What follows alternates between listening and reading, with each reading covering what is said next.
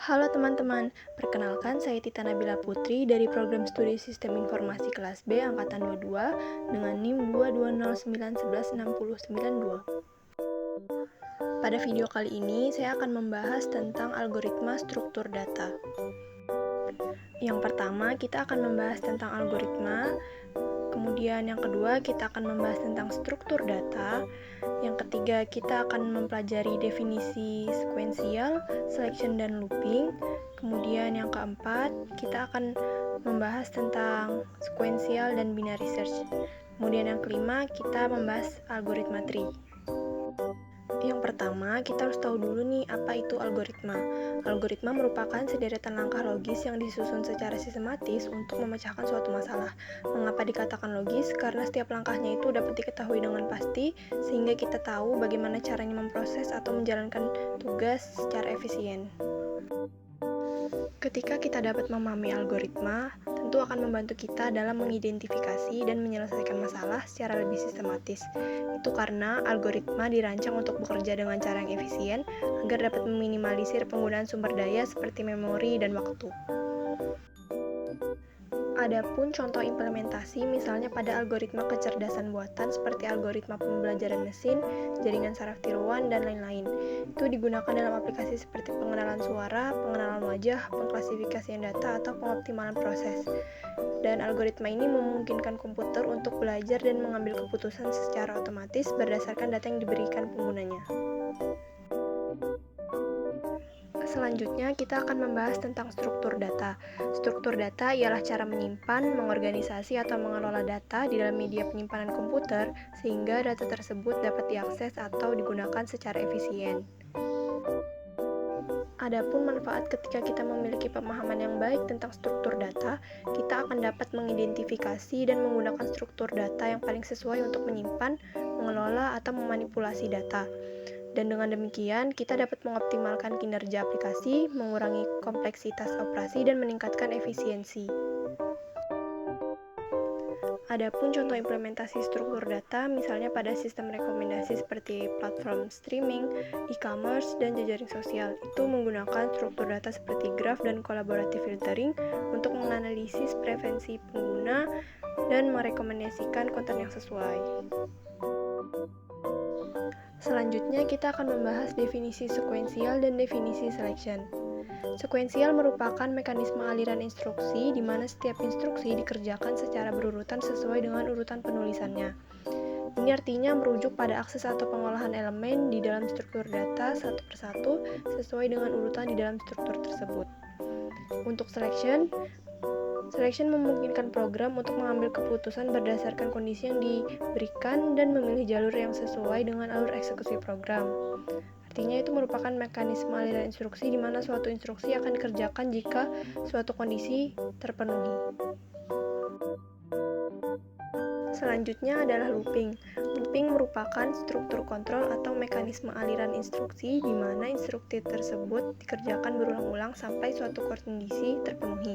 Dengan menggunakan looping, kita akan dapat menjalankan pernyataan berulang kali dengan mengotomatisasi proses pengulangan tersebut.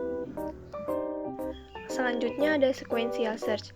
Sequential search merupakan metode pencarian yang cara kerjanya memeriksa setiap elemen dalam urutan tertentu secara satu persatu sampai menemukan elemen yang dicari atau mencapai akhir himpunan data tanpa menemukannya. Di sini saya menggunakan daftar buah-buahan sebagai contoh. Yang sedang dicari adalah buah jeruk, maka kita mulai pencarian dari elemen pertama dalam daftar yaitu apel. Lalu kita bandingkan dengan buah yang dicari. Karena apel bukanlah jeruk, maka kita lanjut ke elemen selanjutnya. Lakukan langkah 2 dan 3 untuk setiap elemen berikutnya di dalam daftar sampai menemukan jeruk. Jika telah ditemukan, maka proses pencarian akan dihentikan. Namun jika tidak ada, maka akan tertampil bahwa jeruk tidak ada di dalam daftar. Berikutnya adalah binary search. Binary search merupakan metode pencarian yang cara kerjanya adalah dengan membagi himpunan data menjadi dua bagian dan memeriksa apakah elemen yang dicari berada di bagian kiri atau kanan. Pada video, saya menggunakan sederet angka sebagai contoh. Karena yang dicari adalah angka 3, maka kita mulai dengan membagi deret menjadi dua bagian, dan kita ambil angka tengah sebagai titik awal, yaitu angka 5. Kemudian kita bandingkan dengan angka yang dicari, yaitu 3. Jika angka tengah bernilai sama dengan angka yang dicari, maka pencarian selesai. Namun, jika nilai angka tengah lebih kecil dari angka yang dicari, maka fokuskan pencarian hanya pada setengah kanan. Karena dalam kasus ini angka 5 lebih besar, maka fokus pencariannya ke sebelah kiri. Selanjutnya adalah algoritma tree. Algoritma tree merupakan serangkaian langkah atau prosedur yang digunakan untuk memanipulasi atau mengelola struktur data pohon. Ini mencakup operasi seperti pencarian, penyisipan, penghapusan, traversal, pemutakhiran, penggabungan, dan pemisahan. Algoritma ini dapat digunakan untuk mengakses dan mengubah data dalam pohon secara efisien. Kemudian ada AVL tree. AVL tree merupakan jenis struktur data pohon biner yang mempertahankan keseimbangan secara otomatis. Di dalam AVL tree sendiri, setiap simpul memiliki anak kiri dan juga anak kanan. Lalu perbedaan tinggi keduanya diukur untuk memastikan keseimbangan. Di sini saya menggunakan beberapa kontak nomor sebagai contoh. Pada video tertampil data kontak yang disusun dalam struktur AVL tree. Perbedaan tinggi antara anak kiri dan anak kanan dari setiap simpul tidak lebih dari 1. Tinggi anak kiri dari simpul akar adalah 1, sedangkan tinggi anak kanan adalah 2. Dan perbedaan tinggi ini hanya 1, yang memenuhi sifat AVL tree. Selanjutnya adalah BST atau Binary Search Tree. Itu merupakan struktur data pohon yang menyimpan data dalam urutan terurut. Setiap simpulnya memiliki nilai yang lebih kecil di anak kiri dan lebih besar di anak kanan. Pencarian, penyisipan, dan penghapusan data dilakukan dengan membandingkan nilai dan melanjutkan ke anak kiri atau ke anak kanan sesuai hasil perbandingan. Dan yang terakhir adalah binary heap. Binary heap merupakan struktur data yang merupakan representasi pohon biner yang memiliki properti khusus.